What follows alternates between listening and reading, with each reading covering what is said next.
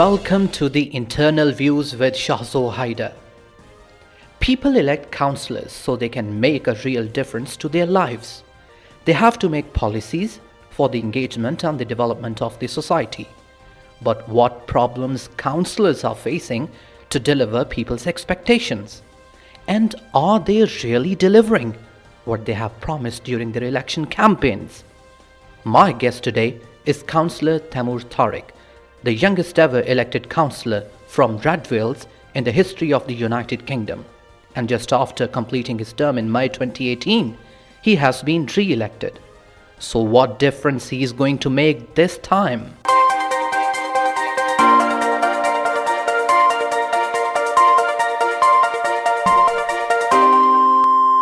Cllr Tamoor Tariq, welcome to the Internal Views. Thank you, Shahzoor. Tariq, I want to begin by asking you something I heard you saying during your election campaign. You said, "I hope I will be playing a pivotal role in the community." Can you tell me, what did you actually deliver to the community significantly in the last 8 years? So I've tried from day one when I was elected in May 2010 to be a very strong voice for the people of Red Wales, and one of my main ambitions was to change people's perceptions, both of politicians and about our local council. We've had some significant successes. If I talk about the lorry park campaign, which we ran a couple of years ago, where a large business in the area put an application in to have a lorry park in a residential area next to a primary school. Along with my other two ward colleagues, Councillor Kelly and Councillor Haroon, we led the campaign, working with local residents, ensuring that we put pressure on the applicants, put pressure onto the planning committee. And against the odds, when the planning application was recommended for approval, we won that battle. And that shows you that when you work with people on the ground, when you work together, when you have a clear message, you can get things done. Similarly, we had 4 years ago, we had an organisation come into the borough working in partnership with Bury Football Club, who were planning to host a BL9 concert on Gig Lane. They were proposing a whole weekend of 14,000 spectators, and that would have been a significant risk. Why? Because they had no safety plan in place. There was no contact with emergency services, no consultation with local residents, and to be quite honest, it was run by cowboys. Okay. And I was absolutely adamant right from day one. It's not something that we did not. So what measures you have put in place? I'll explain. We did not jump on any bandwagon. It was from day one. It was very difficult to oppose this. Why? Because there were people in the local neighbourhood who were in agreement. Some people wanted a concert. Obviously, there were those who weren't happy with it. But what was very interesting, when we started that campaign, as we went on, day after day, we exposed failure after failure. And at each stage, the company fell short of showing a suitable and legal application process around a safety plan. We kicked them out of Bury. We ensure that they were not allowed to host a concert. And what's more, I received a lot of personal abuse. I received a lot of threats on social media. I had to deactivate my social media. I had to take advice from police. People were threatening to come outside my house because I live on Gig Lane. So it was something that was very, very personal to me, but I was adamant that I carry on the fight. So what we did then is we communicated with that organisation. We got a meeting with the operational manager, and we actually exposed all of the failures that they had in Bury.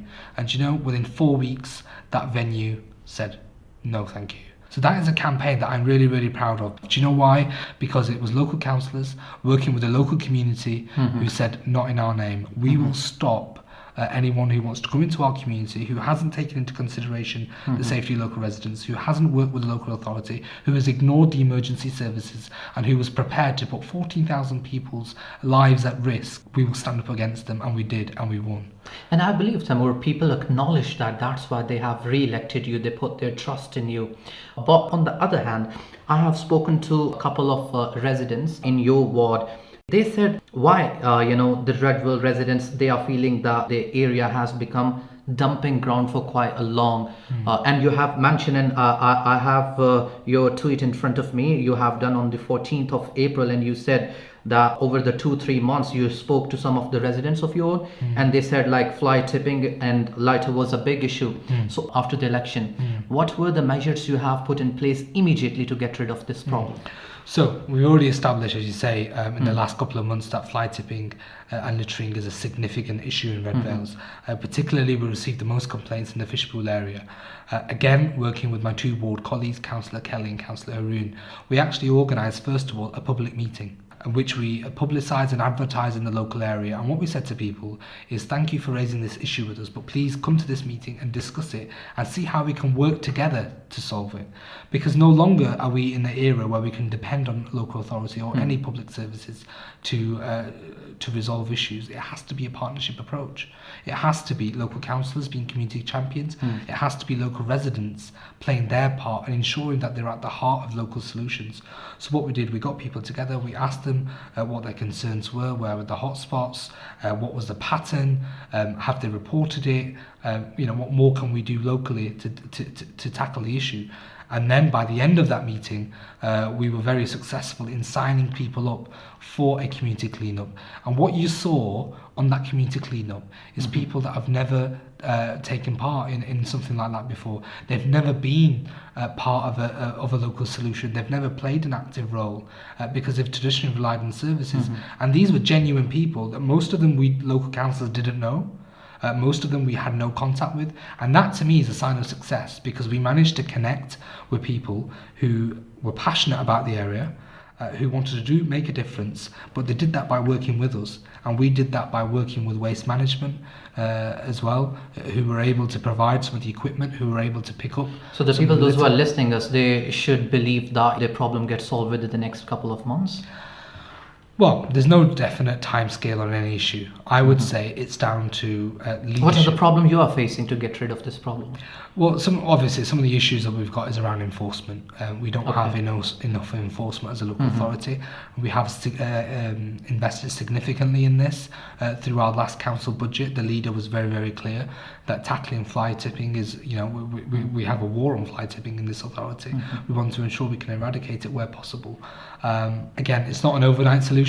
It's not something that we can just transform. But what I'm very clear about from our point of view in Red Vales is we're aware of the issue.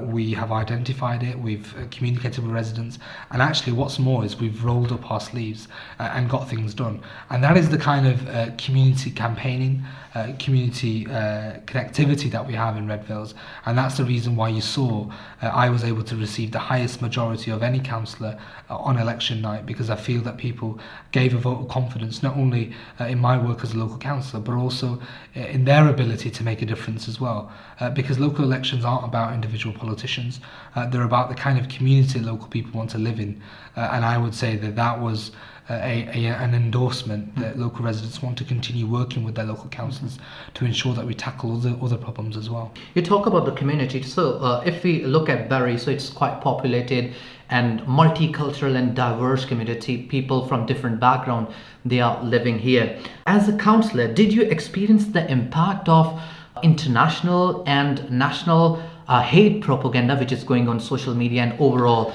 did you feel the increase in the crime rate, or what was your experience? So just by coincidence, as a cabinet member for communities and safer neighbourhoods, hate crime comes under my portfolio.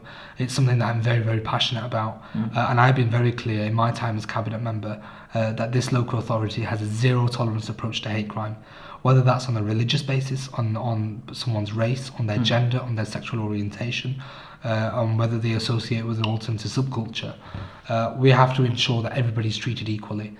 And I'm very clear, working with Greater Manchester Police, working with our partners right across the voluntary faith and community sector, that we send out a clear message that if anybody is a victim of hate crime, they should report that immediately. And Greater Manchester Police have been very proactive in ensuring that they challenge the perpetrators and get to the root cause of the problem. Have I faced racism personally? Yes, I have. I face racism on social media. I will come on that point, but just in 2007, Bury Council wanted to employ an officer to get rid of the increasing hate crimes, and you have stated that even at that time that reducing the hate crime and preventing the growth of extremism was not necessarily anymore an issue, especially for this particular ward. So why Bury Council was about to employ an officer? We employed a community cohesion officer some months ago because it's first of all, it's a statutory role. It's one that we have to have legally. We have to have somebody responsible for our community cohesion. And you will see from the last 12 months of the Manchester Arena attacks, some of the attacks in London and other attacks right across the country over the last several years, that there is a need for every local authority and every police force to be vigilant. And we've tried to do all we can in our power to ensure that we work with all our faith communities, we work with all our neighbourhoods and all our community groups to ensure that we have a safe Bury. But that also means we have to be vigilant. We have to look out for signs. If anyone is potentially being radicalised, we have to have a very strong relationship with our mosques as well as our other faith institutions. And I see the community cohesion officer playing a vital role, because in Bury we have a strategic interfaith forum that I think is one of the leading arenas within Greater Manchester around interfaith. That was set up as a consequence of the unfortunate death of drummer Lee Rigby, who was killed in Greenwich by those awful people who stabbed him. Lee Rigby, through the Fusiliers, has a link with Bury, and the funeral was held here as well. We had the Prime Minister, we had the Home Secretary, we had the Mayor of London, we had MI5, MI6. It was a very high profile event. So it's very, very important that we got people from all faiths together to see how we could coordinate the efforts around the organisation, how we could ensure that the funeral was peaceful and all religions were taking part. And that worked really, really well. The funeral was held on a Friday afternoon. Clearly there were concerns that perhaps it's Friday prayers at mosques that could raise an issue. But what we saw was, again, the best of Bury. People came together to pay their respects to a young man who'd contributed so much to his country. We see the Bury's Interfaith Group, which is community leaders, faith leaders. They take a leading role. They're the voices in their communities. And when you've got that collective message, whether it's around challenges around anti-Semitism, whether it's around the rise of Islamophobia, we have got key people around a table that we can call upon at any time who are strategically looking at these issues on a regular basis. That, for me, I feel works really, really well, because we've got that on-the-ground connection. And then we can feel as a local authority, certainly our partners in Greater Manchester Police can feel that from Bury's point of view, they're going in the right direction. They're aware of the needs, they're aware of the challenges, and they're aware of the gaps that perhaps need to be filled as well. What you have explained, Tamoor, that sounds really good. But despite of all the efforts that you are doing, I have come across a scenario. I have talked to a couple of taxi drivers here. You know that most of the people living here in Bury, they are mostly associated with taxi driving profession, but they have a fear for their life. And I know that once you were addressing them, you said nobody should feel like this while they are earning a living, and those who are responsible will be held to the account. So how much progress you and your colleagues have made to get rid of this problem? And to look, I want to be very, very clear around the taxi driver issue. It is absolutely appalling what they have faced. And the people that have done this, the perpetrators, need to be held to account. I said that at the beginning, I say that now. And when taxi drivers are earning a living, they're earning an income, they're supporting their families, they're contributing to the local economy, they should be made to feel safe. And the local authority, Greater Manchester Police, and other partners need to ensure that they do everything in their power to ensure that taxi drivers are safe. So what did we do as local authorities? So the community safety team falls within my cabinet remit. And I was able to speak with them. I was able to get some direction from them to see what we could do, which the powers that we have nationally around antisocial behaviour to bring these people to account. And within 3 days, we were able to identify 8 young individuals who were part of this group who were consistently attacking taxi drivers. And what we did was we issued them within 3 days a significant antisocial behaviour order. Which comes to us via the Police and Crime Act of 2014. And what that means is that if they are repeat offenders, they, after 2 or 3 offences, they can be taken to court and potentially look at an injunction. And one of the key messages I want to give to the taxi drivers, that the 8 culprits who are responsible for damaging some of those vehicles have been caught, have been brought to justice, and the local authority has used the powers that it has. Greater Manchester Police has used the power it has, and I know the schools that they attend have used the powers that they have to punish them. So what I want to do is assure them that we're aware of the problem. We want to work with them. This is a two-way process, and by doing so, we want to address the significant problem. But I do think we've come some way in achieving a good result, that we've brought to justice 8 people who are responsible. We have to always be vigilant and ensure that taxi drivers' voices are heard. So their experiences on the weekends, after midnight, their experiences during the day, we have to ensure that we're aware of what the taxi drivers go through, what their challenges are, and we do everything in our power to support them. One of the things I would say to them, though, one of the things I established, is a lot of them don't report crimes. They don't report that they're a victim because they feel as though nothing's going to be done. Now, it's all good and well having that view, but that does not mean that you do not report your experiences, because if you don't report it, the police can't build up a picture, the local authority can't build up a picture. If we don't build up a picture, we're not aware of the reality. This is a really good message for the people, those who are listening to us right now. Absolutely. So now, as we are running out of time, so many of our listeners wanted to know about yourself as well. As a teenager, when you were first given the responsibility by the people and from your own party, what was the challenges that you have faced in first place? The challenges were really great, if I'm honest, and it's a period of my life that I'll never forget, because I did face a lot of criticism, and I would say in some respects it was not a pleasant experience at all. And what was that? Well, the unpleasantness was people within the community saying I was too young, I was too inexperienced, I didn't know what I was doing.